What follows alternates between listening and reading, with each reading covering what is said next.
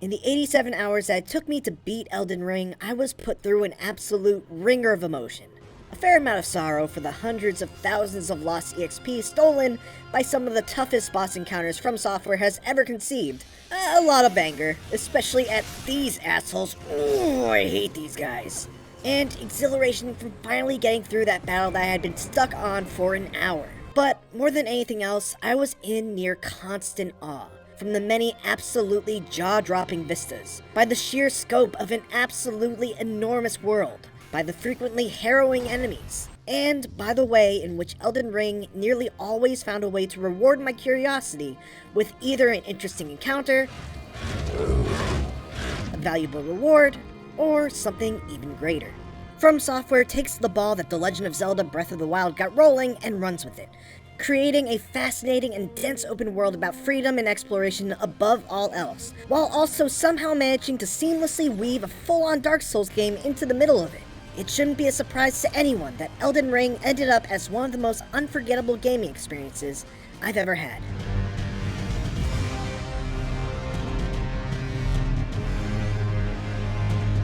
Someone must extinguish thy flame. To set the stage, all you know from the outset is that you play as a tarnished of no renown, blessed by grace, and are compelled to make the journey to the lands between and become an Elden Lord. What that actually means, how one might go about doing that, and what the deal is with that giant glowing golden tree are all things that you have to discover for yourself. Like other FromSoft games, the grand story is hard to fully digest on the first playthrough, but it's a story that I nonetheless enjoyed trying to piece together for myself. It ended up being the organic side stories that kept me most enthralled rather than the grand overarching plot that credits Game of Thrones' George R.R. Martin as its scenario writer. FromSoft smartly doesn't change much in its approach to these from the Souls games, Bloodborne, or Sekiro. You'll just naturally meet characters as you explore and discover the world and become involved in their problems. There are no exclamation point markers on the map, no waypoints to guide you to them, and these characters don't always flag you down or initially want or need anything from you. They're just people with their own agendas and goals, whose stories are impacted based on your own actions or inactions. That was actually kind of refreshing in an open world as vast as this one, and it was always exciting to see a familiar face pop up again later as I was eager to learn about what brought them to this new part of the world and how their journey had progressed. The trade-off, of course, is that without any markers, quest log, or journal, it becomes very easy to forget about certain plot threads and accidentally leave them unresolved by the end. That's a bummer, and I've already felt regret about missing out on stories that some of my colleagues have had, but for me it was worth it, because even after 87 hours, I never once felt the open world fatigue that usually sets in when my brain gets overloaded by a map absolutely full of unresolved side quest markers. Besides, any missed quests give me extra incentive to continue on to New Game Plus. Freedom is the word that every aspect of Elden Ring's design connects back to.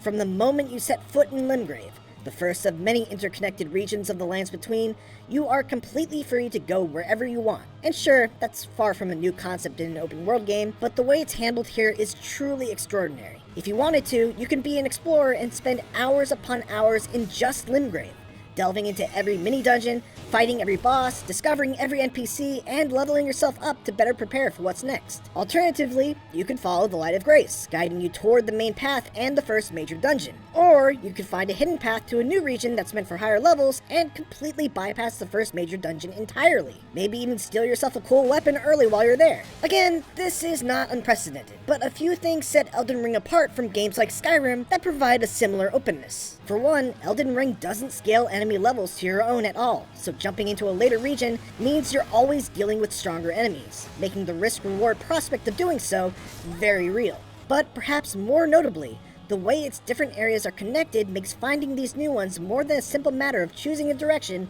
and heading towards it. Limgrave is designed very specifically with a main path in mind that takes you through Stormvale Castle, and finding a way around that feels like you've truly discovered a hidden passage or alternate route, which is a super cool feeling not present in most open world games I've explored. You also have more freedom in how you approach combat than any previous FromSoft game, thanks to a bunch of familiar new systems that are used in interesting ways here. You can crouch walk and use stealth to avoid detection, or more easily sneak up for a backstab. You can fight on horseback, you can craft items on the fly, you can summon a huge variety of creatures to fight for you, and most substantially, You can equip Ashes of War to your weapons and completely change their affinity and skill. The most important element of Elden Ring's philosophy, though, is the freedom to just walk away and do something else when you hit a wall. Elden Ring is hard, which is to be expected from a FromSoft game, but its difficulty surprised me, even as a veteran of the Souls-like genre. I hit multiple points, even all the way up to the moment I reached the very last boss, where I had unlocked paths to several bosses and simply could not make headway on any of them. But even though I hit dead ends on those paths, there was always somewhere else I can go. A region I hadn't thoroughly explored, an NPC quest that I had set aside for later, a Light of Grace indicator that I had not yet followed.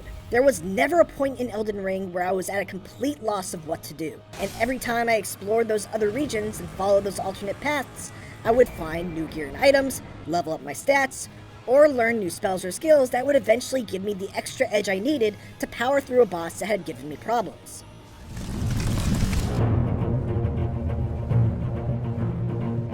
It isn't just the promise of making my numbers go up that called me to turn over every stone on the map.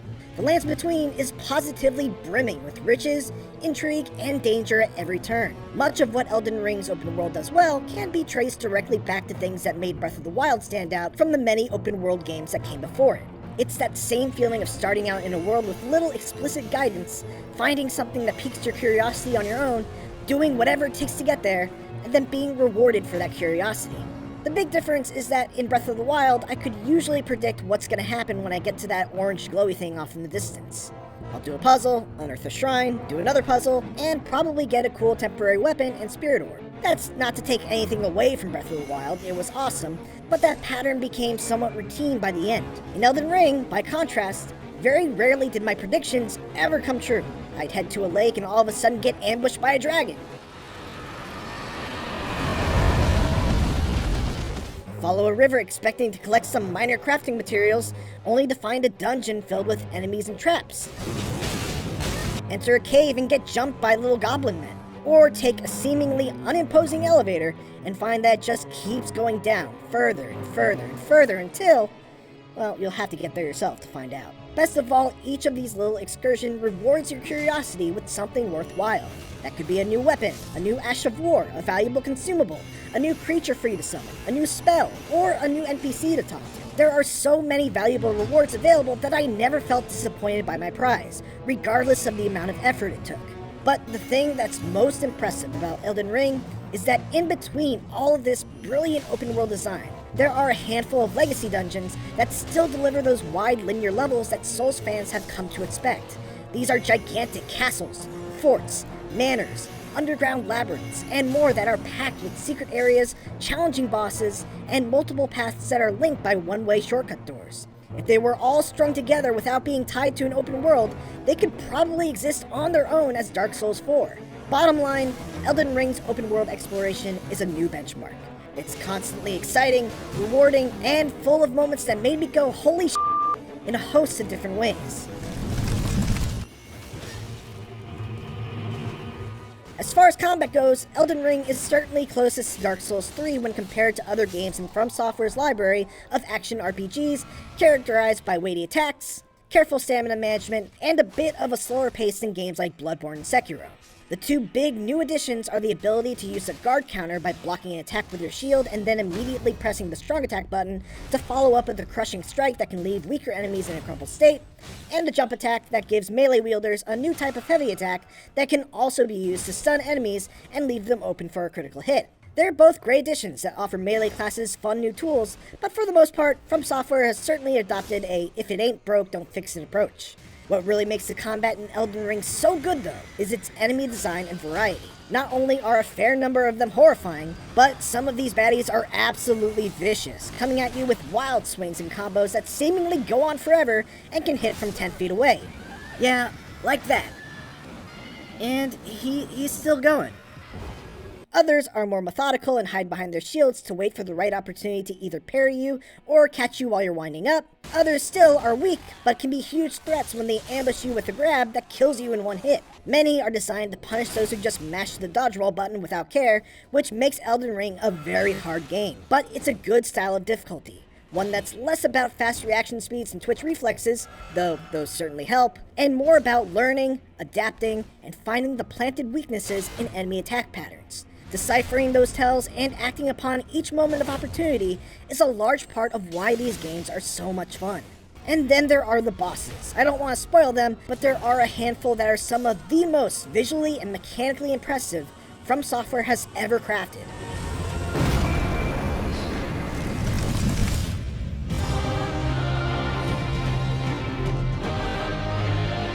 It is no exaggeration to say that Elden Ring is FromSoftware's largest and most ambitious game yet, and that ambition has more than paid off. Even after 87 hours of blood, sweat, and tears that included some of the most challenging fights I've ever fought, and innumerable surprises, there are still bosses I left on the table, secrets that I've yet to uncover, side quests that I missed out on, tons of weapons, spells, and skills I've never used. And this is all on top of PvP and cooperative play that I've barely been able to scratch the surface of. Throughout it all, while the fundamentals of combat haven't changed much from what we've seen before, the enormous variety of viciously designed enemies and the brutal but surmountable bosses have brought its battles to a new level. Even with all the threads I didn't manage to tug on my first playthrough, of which I'm sure there will be several, what I was treated to can easily be held among the best open world games I've ever played. Like The Legend of Zelda Breath of the Wild before it, Elden Ring is one that we'll be looking back to as a game that moved the genre forward. For more Elden Ring, make sure to check out the first minutes of the game. And for everything else, keep it here on IGN.